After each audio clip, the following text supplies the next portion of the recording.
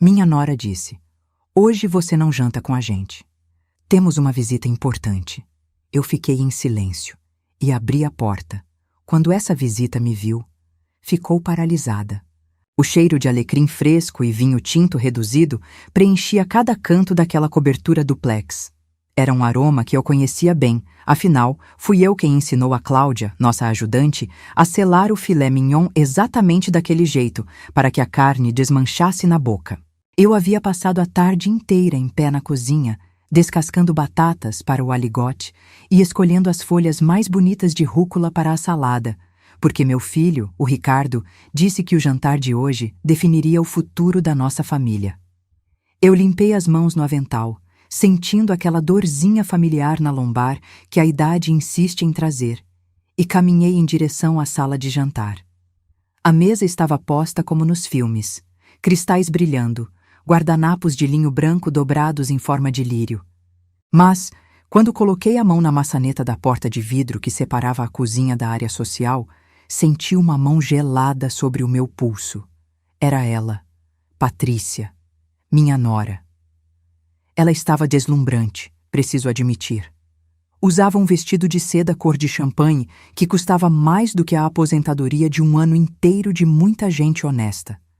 Mas o sorriso não chegava aos olhos. "Onde a senhora pensa que vai, dona Clarice?" Ela sussurrou, mas o tom era de uma ordem militar. "Vou me sentar, Patrícia. O risoto já está no ponto." O Ricardo disse que o convidado chegaria às 8. Ela soltou uma risada curta, seca, como se eu tivesse contado uma piada de mau gosto. Ela se colocou na frente da porta, bloqueando minha passagem com o corpo, me olhando de cima a baixo, reparando na minha blusa de malha simples e na calça de elástico que eu usava para ficar em casa. "Hoje não," ela disse, e cada palavra foi como um estalo de chicote. "Hoje a senhora não janta com a gente.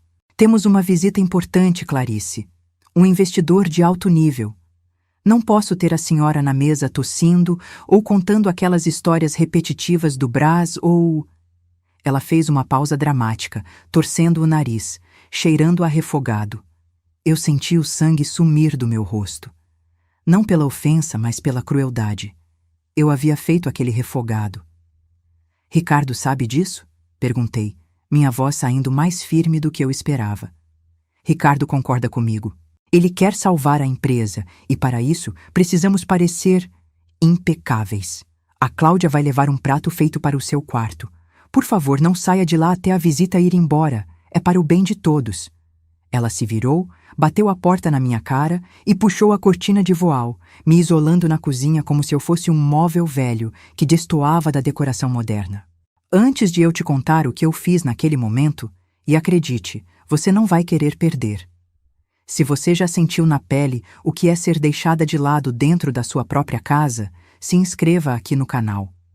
Vamos juntas mostrar que respeito não tem prazo de validade." Eu fiquei ali, parada, olhando para a porta fechada. O som das taças, sendo colocadas na mesa do lado de lá, parecia vir de outro mundo. O meu mundo agora se resumia àquela cozinha de serviço e ao quartinho dos fundos, o antigo depósito de empregada, para onde fui transferida 6 meses atrás. Não chorei. Engoli o choro junto com a dignidade ferida. Peguei meu pano de prato, dobrei milimetricamente e o coloquei sobre a bancada. Não aceitei o prato que a Cláudia, com os olhos cheios de pena, tentou me oferecer. "Não tenho fome, minha filha." Menti. Eu tinha fome, sim. Fome de justiça. Caminhei pelo corredor estreito até o quartinho. Sentei na cama dura, ouvindo o burburinho da cidade lá fora. Minutos depois, a campainha tocou. Ouvi a voz exageradamente aguda da Patrícia. "Seja muito bem-vindo, doutor. Que honra recebê-lo." E ouvi a voz do meu filho, Ricardo, trêmula, submissa. E então ouvi a voz do convidado. Grave, pausada. Uma voz que fez minha espinha gelar, não de medo, mas de reconhecimento. Eu conhecia aquela voz. Olhei para o espelho manchado na parede do quartinho. Vi uma senhora de 68 anos, de cabelos brancos presos num coque frouxo, com olheiras de quem dorme mal. Patrícia achava que eu era um estorvo invisível. Ricardo achava que eu era passado. Mas eles esqueceram quem eu fui. Esqueceram que, antes de ser a vovó que mora nos fundos, eu negociava contratos com os homens mais difíceis da indústria têxtil sem baixar a cabeça. Levantei-me. A tristeza deu lugar a uma energia elétrica que subiu pelas minhas pernas. Abri a porta do meu guarda-roupa improvisado. Lá no fundo, protegido por uma capa plástica, estava ele. Meu blazer de veludo cor de vinho. Corte clássico, tecido nobre, ombreiras discretas. Uma peça de quando eu era chefe. Vesti o blazer sobre a blusa simples. Soltei o cabelo. Passei o único batom que me restava, um tom de terra suave. Eu não ia jantar no quarto. Caminhei pelo corredor de serviço em silêncio absoluto. Cheguei à porta que dava para a sala de jantar. Podia ouvir o tinir dos talheres e a conversa forçada. Coloquei a mão na maçaneta. Minha mão não tremia. Girei devagar. O que aconteceu quando eu abri aquela porta não foi apenas um jantar interrompido. Foi o início do fim da farsa deles. Mas eles não faziam ideia de quem estava sentado àquela mesa. E nem do que aquele homem significava na minha história. Antes de eu girar aquela maçaneta e enfrentar o tribunal da minha própria família, você precisa entender como eu vim parar naquele quartinho de fundos. Ninguém acorda um dia e decide ser tratado como estorvo. Isso acontece aos poucos, como uma infiltração na parede que a gente finge que não vê. 10 anos atrás, eu não era a velha do quarto dos fundos. Eu era a Dona Clarice da Rua Miller, no coração do Brás. Eu comandava 40 costureiras e conhecia a diferença entre seda pura e poliéster só pelo barulho que o tecido fazia quando rasgava. Minha vida tinha cheiro de café forte e tecido novo. Eu tinha minha independência, minha casa térrea na Muca, com piso de caquinhos vermelhos e uma parreira de uva no quintal que meu falecido marido plantou. Mas eu tinha um ponto fraco. O Ricardo. Ricardo sempre foi um menino bom, mas tinha a cabeça nas nuvens. Ele olhava para as minhas máquinas de costura com desprezo. Mãe, o futuro é tecnologia. Ninguém fica rico costurando botão, ele dizia, com os olhos brilhando diante da tela de um computador. Ele queria lançar um aplicativo, uma tal de startup, mas dizia que precisava de capital inicial e de um endereço que passasse credibilidade para os investidores. Foi num almoço de domingo, diante de uma lasanha que ele mal tocou, que ele fez a proposta que arruinou minha vida. Vende a confecção, mãe. Vende a casa. Vamos juntar tudo. Eu compro uma cobertura duplex no Tatuapé. A senhora vai ter a suíte master. Vai ser a rainha da casa. Eu vou cuidar da senhora para sempre. É um investimento, mãe. Eu olhei para as mãos dele tremendo de ansiedade. O amor de mãe às vezes nos cega. Nos deixa burras. Eu não vi um negócio arriscado. Eu vi meu filho precisando de mim. E eu fiz. Assinei os papéis no cartório com a mão firme, mas o coração sangrando. Vendi meu negócio, minha história, meu porto seguro. Juntei tudo o que eu tinha na vida. 850 mil reais. Entreguei o cheque na mão dele. Lembro até hoje do abraço que ele me deu, me tirando do chão. A senhora nunca mais vai precisar trabalhar, ele prometeu. Compramos o apartamento. No começo era tudo lindo. Eu tinha, de fato, a suíte principal com varanda. Ricardo montou o escritório dele. Parecia que tínhamos vencido. Mas eu cometi o erro clássico de quem ama demais. Não coloquei nada no papel. O apartamento ficou 100% no nome dele para facilitar a burocracia do financiamento do restante, ele disse. Eu confiei. Afinal, quem desconfia do filho que carregou no ventre? Mas o que eu não sabia é que aquele apartamento de luxo não era um lar para nós dois. Era um palco. E logo, uma nova atriz entraria em cena para reformar o cenário e me jogar para a coxia. O investimento do meu filho não era apenas na tecnologia. Ele estava investindo numa imagem.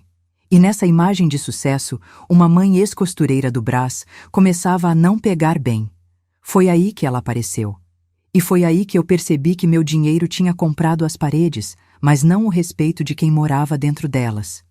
Se você acha que perder dinheiro dói, espere até ver o que acontece quando alguém começa a roubar o seu espaço centímetro por centímetro com um sorriso no rosto.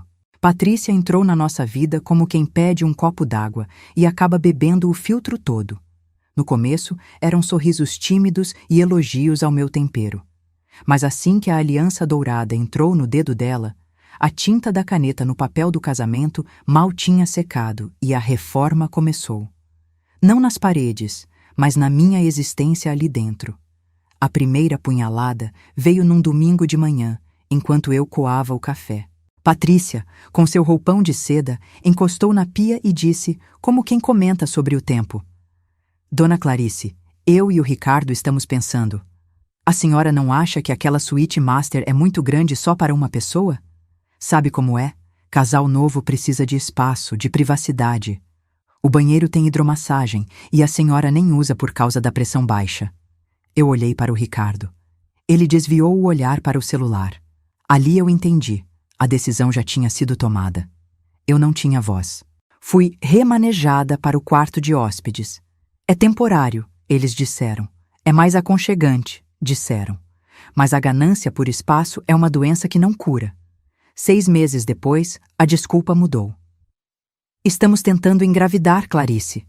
Patrícia anunciou com a mão na barriga lisa. O bebê vai precisar do quarto de hóspedes.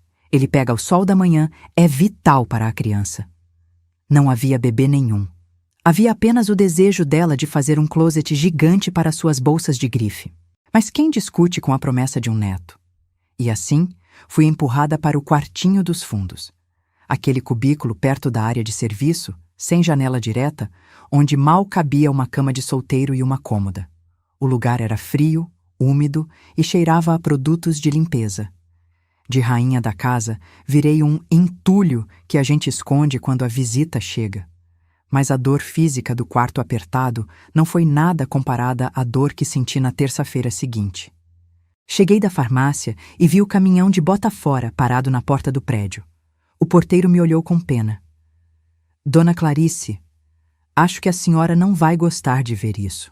Corri para a calçada. Lá estava ela, a minha penteadeira de jacarandá. Aquela peça maciça, esculpida à mão, que foi da minha avó, passou pela minha mãe e ficava no meu quarto como um altar das minhas memórias. Patrícia estava supervisionando 2 homens que a carregavam de qualquer jeito, arranhando o verniz antigo. Oh, o que você está fazendo? Gritei, sentindo meu peito arder. Patrícia nem piscou. Ajeitou os óculos escuros e suspirou, impaciente. Ah, Clarice, não faça cena. Isso é velharia. Está cheio de cupim. Vai contaminar meus móveis planejados. Estou fazendo um favor, higienizando a casa. Não tem cupim nenhum. É madeira de lei. Já foi, Clarice. Já foi. Agora é lixo. Eu tentei segurar o móvel, mas era pesado demais. Vi minha história ser jogada na caçamba como se fosse resto de obra.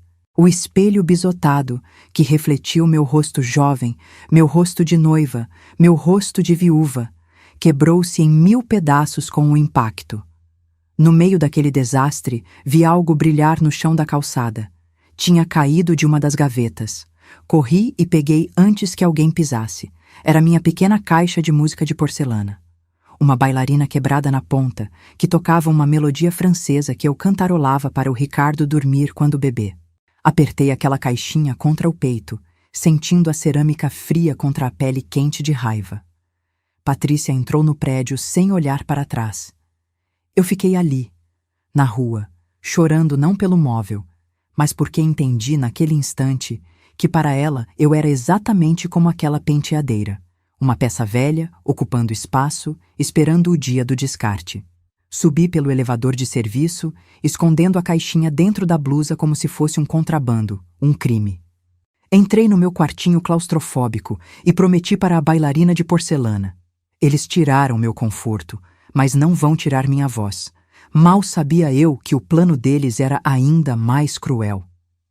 Depois de roubarem meu espaço, eles já estavam de olho na única coisa que garantia que eu não morresse de fome.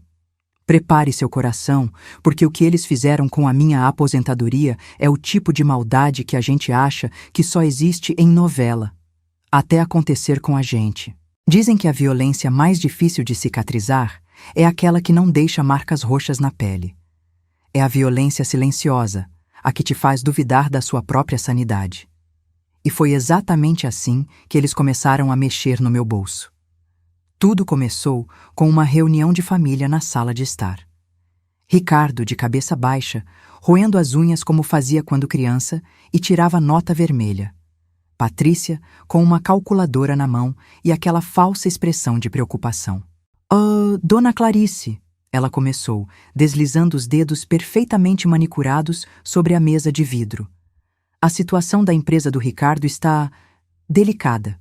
O mercado mudou, e morar aqui nessa cobertura tem um custo. O condomínio subiu para R$ 3.500 este mês. Eu sabia onde aquilo ia dar. Eu sou velha, não sou burra.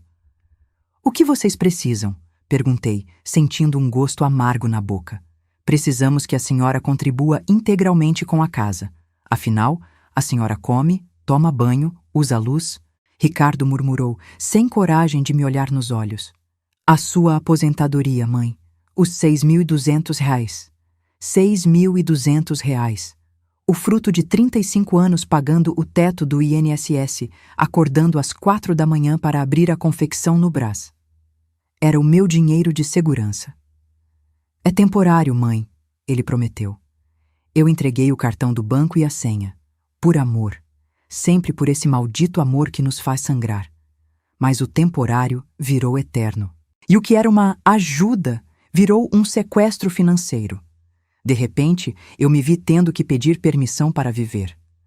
A humilhação vinha nos detalhes pequenos, os que mais doem. Lembro de um dia no supermercado. Eu coloquei no carrinho aquele iogurte grego com geleia de frutas vermelhas que eu adorava. Custava R$ 5. Patrícia viu, bufou e tirou do carrinho, jogando de volta na prateleira. Clarice, tenha dó. O orçamento está estourado. Vamos levar a marca do mercado mesmo. É tudo leite talhado igual. Eu baixei a cabeça, envergonhada, enquanto a caixa passava as compras. Mas a vergonha virou ódio quando chegamos em casa. Patrícia deixou as sacolas na cozinha para eu guardar e subiu para o quarto. Ela voltou minutos depois, desfilando com uma bolsa nova, de couro legítimo, cor caramelo. Eu conhecia aquela marca. Não custava menos de R$ 2.000. Presentinho que me dei, ela disse, vendo meu olhar fixo na bolsa. Eu mereço, né? Administrar essa casa dá um trabalho. Meu sangue ferveu. Não tinha R$ 5 para o meu iogurte, mas tinha R$ 2.000 para a vaidade dela? O meu dinheiro não estava pagando o condomínio, estava financiando o luxo de uma parasita enquanto eu tinha que pedir, quase implorando, R$ 80 para comprar minha losartana na farmácia. Eu não era mãe, nem hóspede. Eu era uma conta bancária com pernas, trancada num quarto de fundos. Mas a ganância é cega. Eles achavam que, por controlarem meu cartão, controlavam minha mente. Eles não sabiam que eu estava prestes a ouvir o que não devia e descobrir que o plano deles era muito mais macabro do que apenas roubar minha aposentadoria. O que eu ouvi através daquela parede fina me fez tremer mais do que qualquer frio, e foi ali que a mãe morreu e a leoa acordou. Naquela casa, eu tinha me tornado uma espécie de fantasma. Eu limpava, lavava e passava, mas ninguém me via. E essa invisibilidade, que tanto me machucava, acabou se tornando a minha maior arma. Era uma quinta-feira chuvosa. A casa estava úmida e fria. Eu passava um pano no corredor, perto da porta do escritório do Ricardo.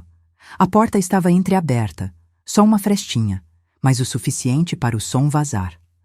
Ouvi o barulho de gelo caindo num copo de uísque. Eram 3 da tarde.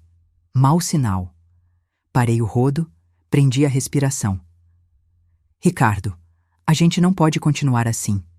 Era a voz da Patrícia, impaciente. O closet não cabe mais nada. Eu preciso derrubar a parede do quarto de hóspedes para ampliar. Mas, amor, a voz do Ricardo era um fiapo. A mãe dorme no quartinho dos fundos. Se a gente aumentar seu closet, vai tirar o espaço da área de serviço.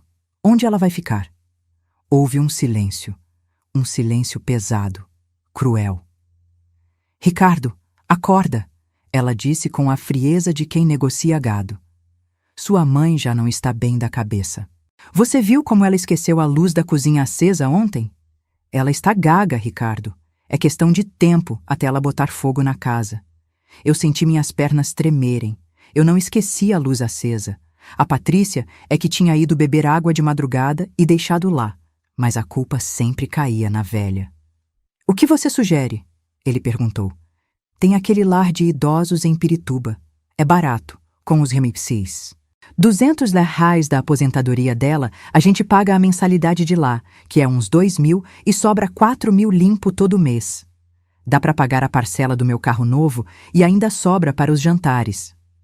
Ela nem vai notar a diferença, Ricardo. Vai ter gente da idade dela para conversar. Aqui ela só atrapalha. Eu larguei o rodo devagar no chão para não fazer barulho. O choque foi tão grande que eu não consegui chorar. Meu filho, o menino que eu embalei, que eu alimentei, que eu vendi minha vida para ajudar, estava cogitando me trancar num asilo barato para que a mulher dele pudesse ter um closet maior e um carro zero na garagem. Eu valia menos que 4 metros quadrados de armário.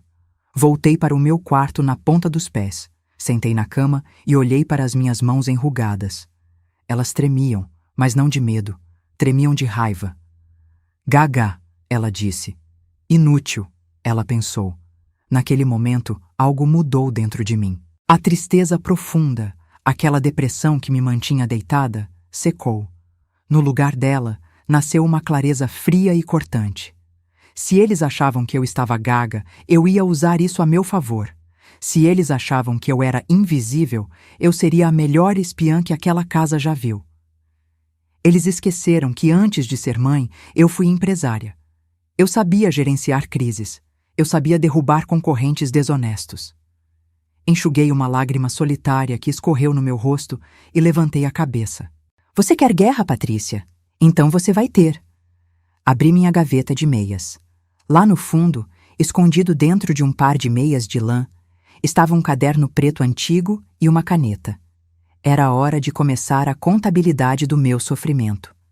Mas eles não sabiam que eu tinha um segredo guardado a 7 chaves. Um segredo financeiro que mudaria tudo. Eles achavam que tinham me tirado tudo, mas esqueceram de procurar no único lugar que realmente importava. A partir daquele dia, vesti a máscara que eles criaram para mim.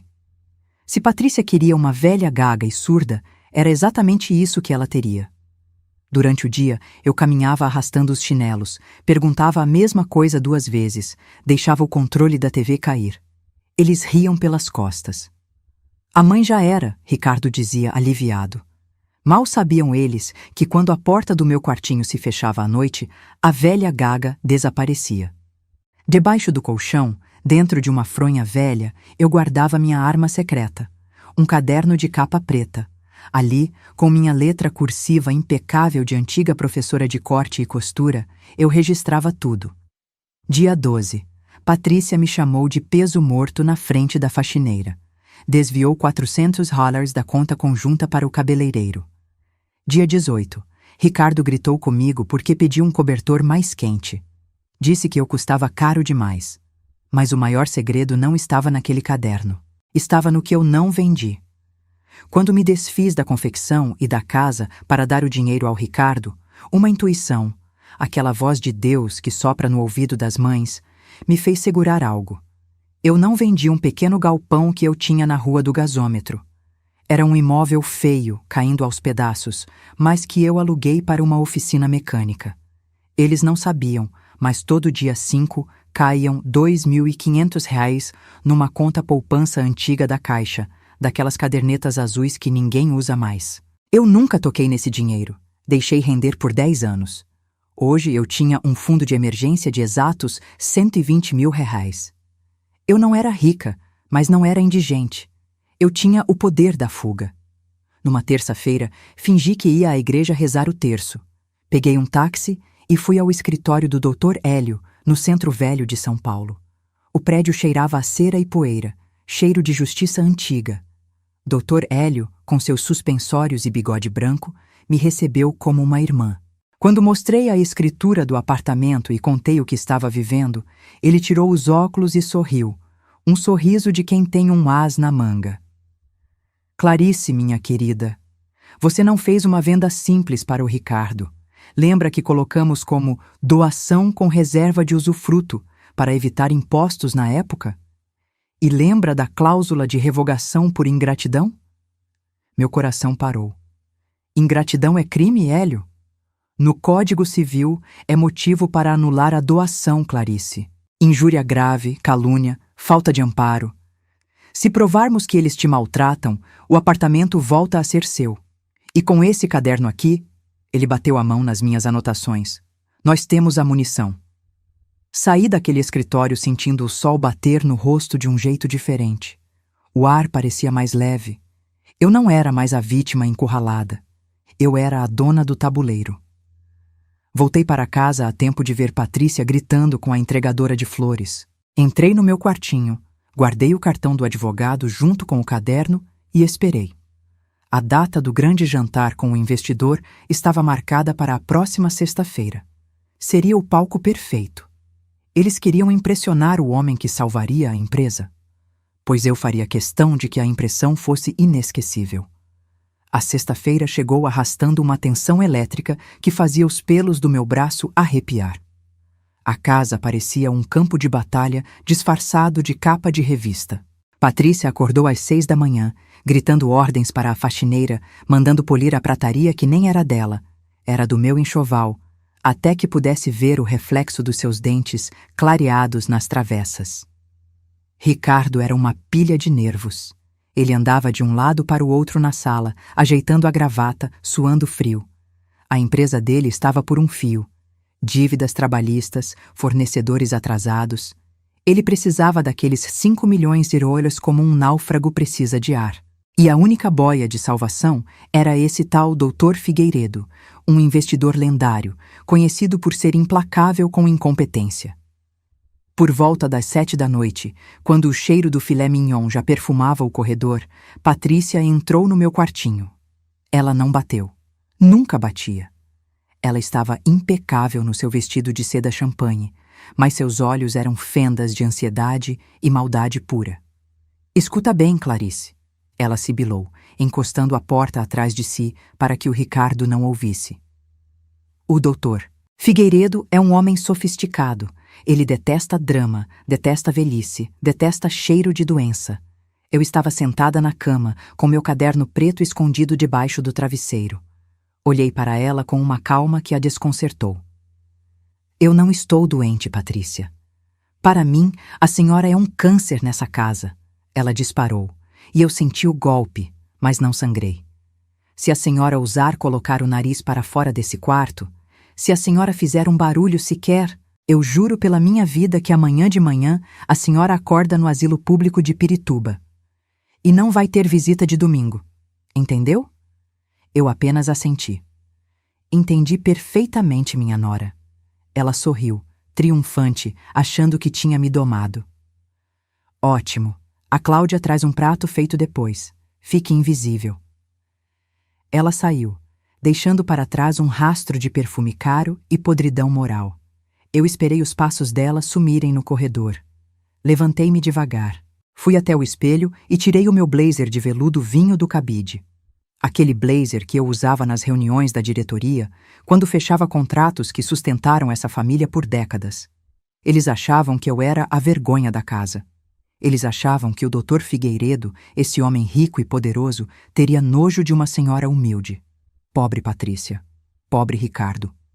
Eles estudaram os números da empresa, decoraram gráficos, ensaiaram discursos. Mas esqueceram de estudar a vida. Esqueceram que o mundo é um ovo. Ouvi a campainha tocar. O som ecoou pelo apartamento como um gongo de luta. Ouvi a voz bajuladora da Patrícia. Ouvi a voz trêmula do Ricardo. E então, ouvi a voz dele. Meu coração disparou, não de medo, mas de uma ansiedade doce. A hora tinha chegado. Eu alisei meu blazer, respirei fundo e coloquei a mão na maçaneta. Eles queriam uma noite inesquecível? Eu ia dar a eles. O que aconteceu quando aquela porta se abriu não derrubou apenas um jantar. Derrubou o mundo de mentiras que eles construíram em cima das minhas costas. Eu girei a maçaneta devagar, mas o barulho da porta se abrindo pareceu um trovão naquela sala climatizada. O ar-condicionado estava gelado, mas assim que pisei no tapete persa da sala de jantar, senti o calor dos olhares se voltarem para mim. A cena era patética. Ricardo estava com a taça de vinho na mão, paralisado no meio de um brinde. Patrícia, que estava de costas para mim, virou-se lentamente. Quando me viu ali, parada, com meu blazer de veludo vinho e a cabeça erguida, o rosto dela passou de um sorriso falso para uma máscara de puro ódio. Ela ficou vermelha, uma veia saltou no pescoço dela. Ela se levantou num pulo, derrubando o guardanapo no chão. O que significa isso? Ela sussurrou entre dentes, caminhando na minha direção como um animal acuado, tentando me bloquear da visão da visita. Eu disse para a senhora não sair. Então, ela se virou para o convidado, abrindo aquele sorriso amarelo, desesperado. Mil perdões, Dr. Figueiredo. Essa é a mãe do Ricardo. Como eu disse, a idade chega, a cabeça falha. Ela costuma fugir do quarto. É uma situação muito triste, o senhor entende. Demência senil. Ricardo tentou ajudar na mentira. É, doutor. Mamãe às vezes não sabe onde está. Vamos levá-la de volta. Patrícia segurou meu braço com força, suas unhas de gel cravando na minha pele por cima do veludo. Vamos, Clarice. Agora. Eu não me movi 1 milímetro, não precisei, porque antes que eu pudesse abrir a boca para me defender, ouvi o barulho de uma cadeira sendo arrastada com violência contra o piso de madeira. O Dr. Figueiredo não estava olhando para o decote da Patrícia. Não estava olhando para o relógio caro do Ricardo. Ele estava em pé. O rosto dele, um homem sério de 50 e poucos anos, estava pálido, com os olhos arregalados fixos em mim. Solte ela. A voz dele trovejou. Não foi um pedido, foi uma ordem. Patrícia soltou meu braço como se tivesse levado um choque. Como? O senhor não está entendendo, ela é... Eu sei muito bem quem ela é. O Dr. Figueiredo interrompeu, ignorando completamente a existência da minha nora. Ele contornou a mesa larga, passos largos e firmes, e parou na minha frente. O homem que tinha o poder de salvar ou falir a empresa do meu filho estava ali, tremendo levemente.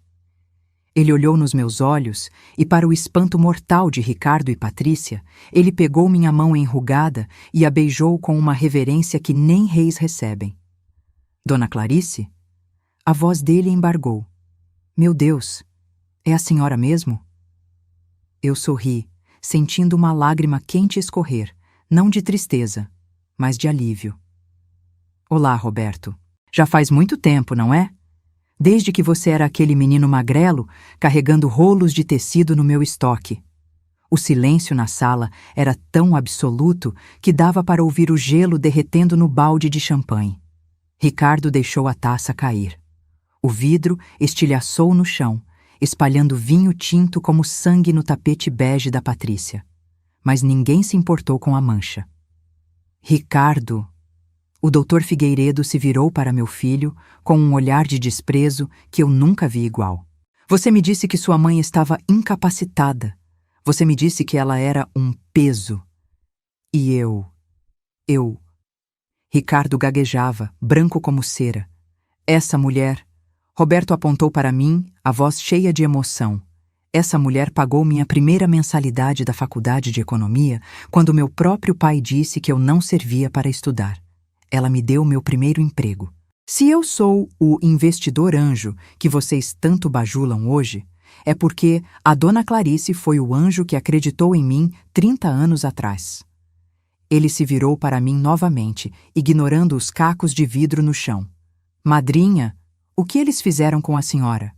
Por que a senhora está morando nos fundos? Eu respirei fundo. O jogo tinha virado. A humilhação tinha mudado de lado da mesa. Olhei para Patrícia, que parecia ter encolhido 10 centímetros. Olhei para Ricardo, que não tinha coragem de levantar a cabeça. Ah, Roberto, eu disse com a calma de quem segura o chicote. É uma longa história. Mas já que você está aqui, acho que está na hora de todos nós jantarmos e conversarmos sobre... negócios. Caminhei até a cabeceira da mesa, o lugar que era do Ricardo, e puxei a cadeira para mim. Você acha que eles sentiram vergonha? A vergonha foi pouco. O que aconteceu naquela mesa de jantar foi um massacre moral. E eu estava apenas começando.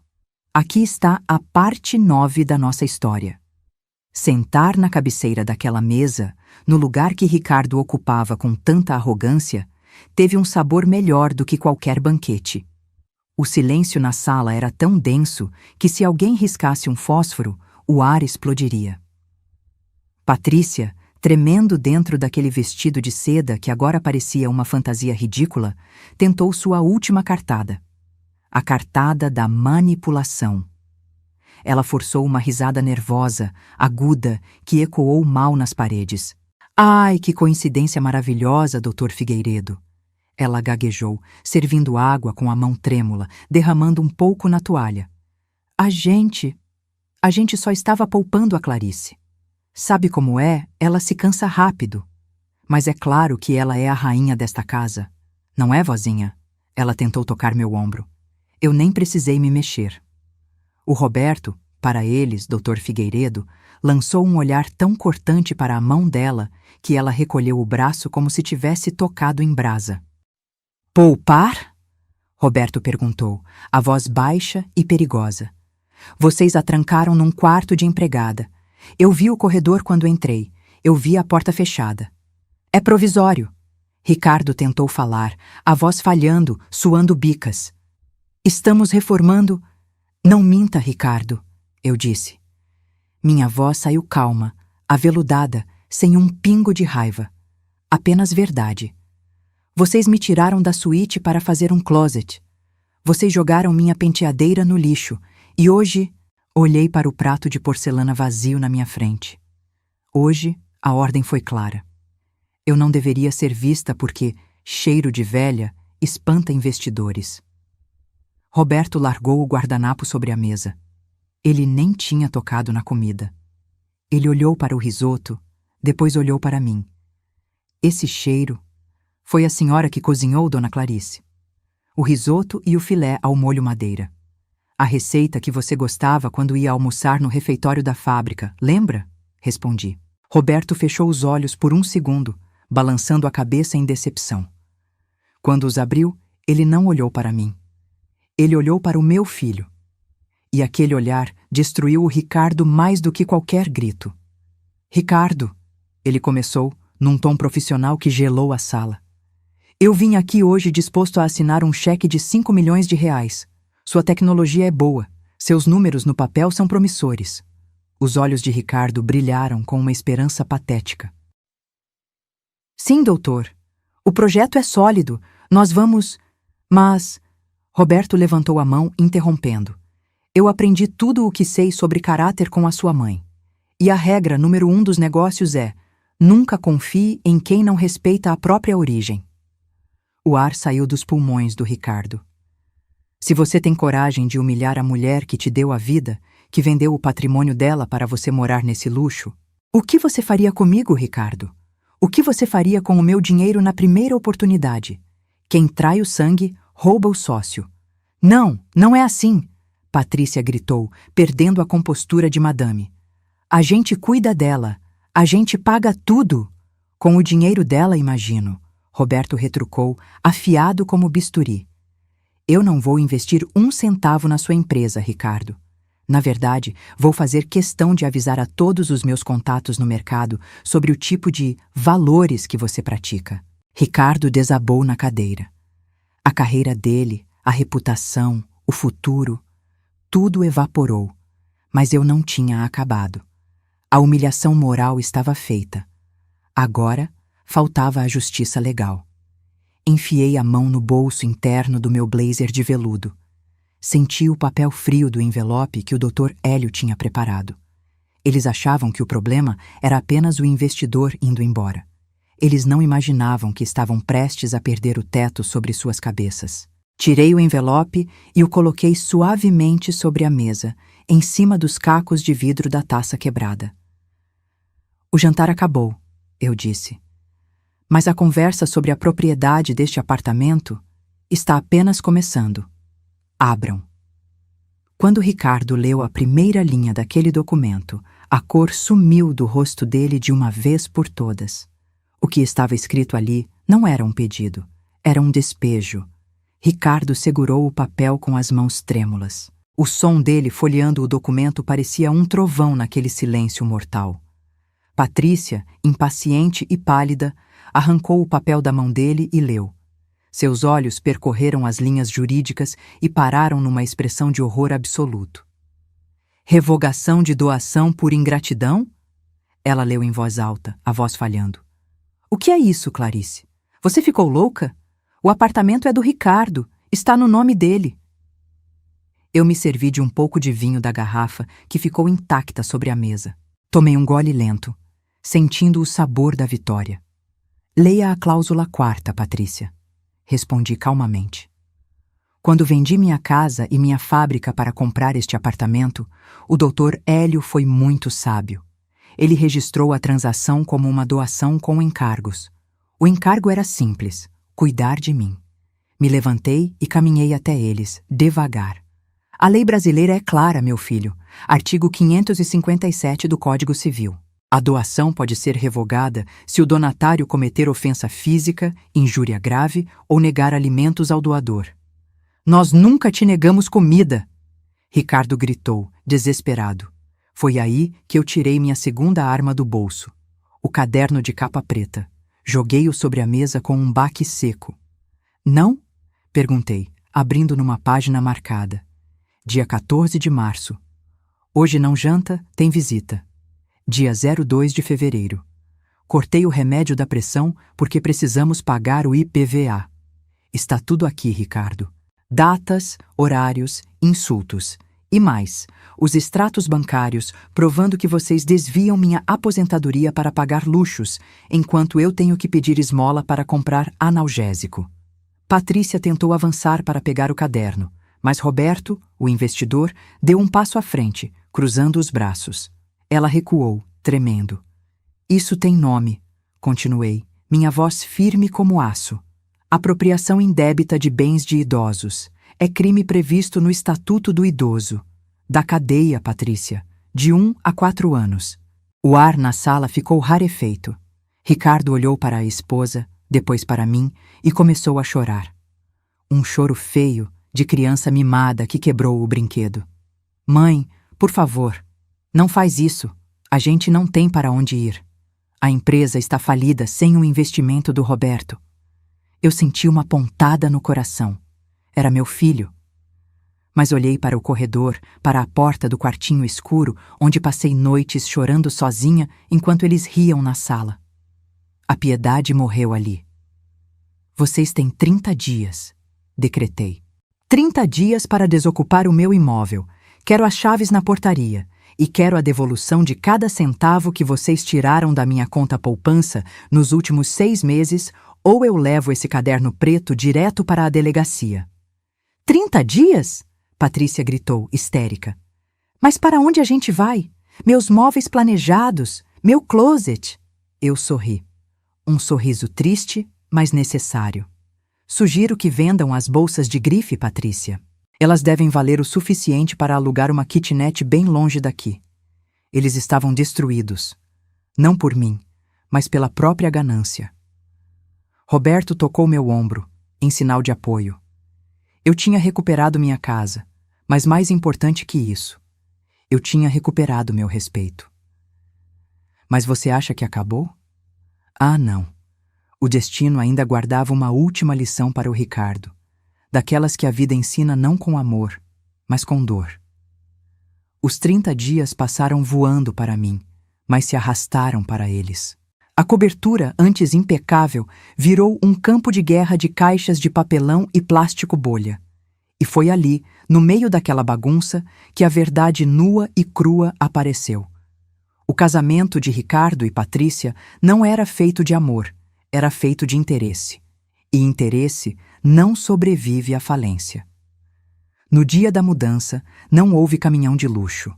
Ricardo teve que contratar um carreto simples, daqueles que a gente negocia na esquina. Eu fiquei na varanda, observando. O apartamento ecoava, vazio. Eles tinham arrancado até os lustres e as cortinas, deixando buracos no teto que pareciam feridas abertas no gesso. A briga final aconteceu no hall do elevador. eu ouvi tudo. Você é um fracassado, Ricardo, Patrícia gritava, sem se importar com os vizinhos que ela tanto tentou impressionar antes. Você me prometeu uma vida de rainha e agora quer que eu vá morar num apartamento de 40 metros quadrados na Aclimação? É o que dá para pagar, Patrícia. Se você vendesse suas bolsas... Vender minhas bolsas para pagar suas dívidas? Nunca! Ela jogou uma caixa no chão. O som de vidro quebrando foi o ponto final. Eu vou para a casa da minha mãe. Sozinha. Acabou, Ricardo. Não casei para passar necessidade. Vi Patrícia entrar no elevador social com 2 malas de grife e desaparecer. Ela não olhou para trás. Não houve abraço de despedida, nem lágrimas de saudade. Apenas o silêncio frio de um contrato comercial rompido. Ricardo ficou ali, parado no corredor, segurando uma caixa de livros pesada. Ele olhou para mim. Estava mais magro, com a barba por fazer, os olhos vermelhos. Pela primeira vez em anos, vi meu filho e não o fantoche daquela mulher. Ele esperou. Eu sei que, no fundo, ele esperava que eu dissesse: fica, meu filho, eu pago tudo, vamos esquecer. Mas o amor de mãe, o amor verdadeiro, às vezes precisa ser duro como rocha para salvar. Se eu o acolhesse agora, ele nunca aprenderia a ser homem. Mãe, ele sussurrou. A chave, Ricardo. Estendi a mão, firme. Ele colocou a chave na minha palma, seus dedos estavam gelados. Me desculpa. O perdão eu te dou, meu filho, mas a confiança... Essa você vai ter que reconquistar com o tempo. Agora vá. O caminhão está esperando e eles cobram por hora. Ricardo saiu. Hoje soube pelo Dr. Figueiredo, que aliás fez questão de manter contato comigo, que Ricardo está trabalhando no setor administrativo de uma transportadora. Ganha um salário honesto, bate cartão, pega ônibus e marmita. Mora numa kitnet simples. Disseram que ele está mais humilde, que aprendeu a valorizar cada real, que pela primeira vez na vida está construindo algo que é dele de verdade, sem pisar em ninguém. A justiça foi feita. Não com cadeia, mas com a realidade. A vida cobrou a fatura. E eu estava finalmente sozinha na minha casa enorme, mas a solidão não me assustava mais. O que me assustava era o silêncio, até que eu decidi preenchê-lo com um novo sonho. Eles acharam que aquele era o fim da minha história. Mas, na verdade, aos 68 anos, eu estava apenas virando a página para o melhor capítulo de todos. Ficar naquele apartamento duplex seria viver num museu de mágoas. Cada canto me lembrava de uma humilhação, de uma ordem silenciada, de um prato negado. Eu não precisava daquele luxo frio, eu precisava de vida. Vendi a cobertura. Com o mercado imobiliário em alta e a ajuda jurídica do doutor Hélio, consegui um valor excelente. Peguei meu dinheiro, minha dignidade e aquele meu blazer de veludo vinho e subi a serra. Sempre sonhei com o cheiro de terra molhada e pinheiros. Comprei um casarão antigo, precisando de amor, na Serra da Mantiqueira. Reformei cada tábua, não para fazer um closet para bolsas fúteis, mas para criar quartos acolhedores. Hoje, abro as janelas e não vejo prédios cinzas. Vejo araucárias. Inaugurei a pousada Recanto da Clarice. Não é um lugar grande, é um lugar de alma. Aqui, sou eu quem comando a cozinha. O cheiro de bolo de fubá, com erva doce e café coado na hora, recebe os hóspedes logo na entrada. E sabe quem é meu hóspede mais fiel? O Roberto. Ele vem todo mês, foge da loucura de São Paulo para comer meu risoto e conversar sobre a vida, sem interesses, apenas amizade. Ele diz que sou a madrinha do sucesso dele, mas eu digo que ele foi o anjo que me devolveu as asas. Neste exato momento, estou terminando de arrumar a mesa do café da manhã. Os hóspedes estão descendo sorrindo, me desejando "Bom dia, Dona Clarice", com um respeito genuíno, aquele que faltou dentro da minha própria família. Fui até o espelho do hall de entrada, ajeitei meu blazer de veludo cor de vinho. O mesmo blazer que usei na noite da humilhação. Mas hoje, ele não é uma armadura de guerra, é o uniforme de uma vencedora. Ele não me aperta mais, ele me abraça. Eu não sou mais a mãe do Ricardo que mora de favor. Não sou a sogra velha da Patrícia. Eu sou Clarice, empresária, anfitriã, mulher. Aprendi que a gente pode perder o teto, pode perder o dinheiro, mas nunca, jamais, pode entregar a chave da nossa felicidade na mão de outra pessoa. E se você está passando por algo parecido, se sente que estão te diminuindo dentro da sua própria casa, lembre-se da minha história. Lembre-se de que a justiça tarda, mas não falha, e que a volta por cima é o prato mais saboroso que a vida serve. Nunca subestime quem construiu os degraus que você subiu. Porque quem sabe construir, sabe derrubar, e sabe reconstruir ainda melhor. Fim. Minha amiga, meu amigo. A história da Dona Clarice nos ensina que o respeito não é negociável e que nunca é tarde para retomar as rédeas da própria vida. Quantas Clarices você conhece que sofrem em silêncio? Se essa história tocou seu coração, se você vibrou com a coragem dela ao abrir aquela porta, deixe seu like agora. Isso é muito importante para nós. Quero saber a sua opinião nos comentários. Você teria a coragem de fazer o que a Clarice fez e despejar o próprio filho, ou tentaria perdoar e continuar morando junto? Escreva: eu faria igual, ou eu perdoaria. E me conte de qual cidade do Brasil você está assistindo. Inscreva-se no canal e ative o sininho, porque amanhã trago outra história emocionante que vai fazer você ver a vida com outros olhos. Até lá, fiquem com Deus e valorizem quem ama vocês de verdade.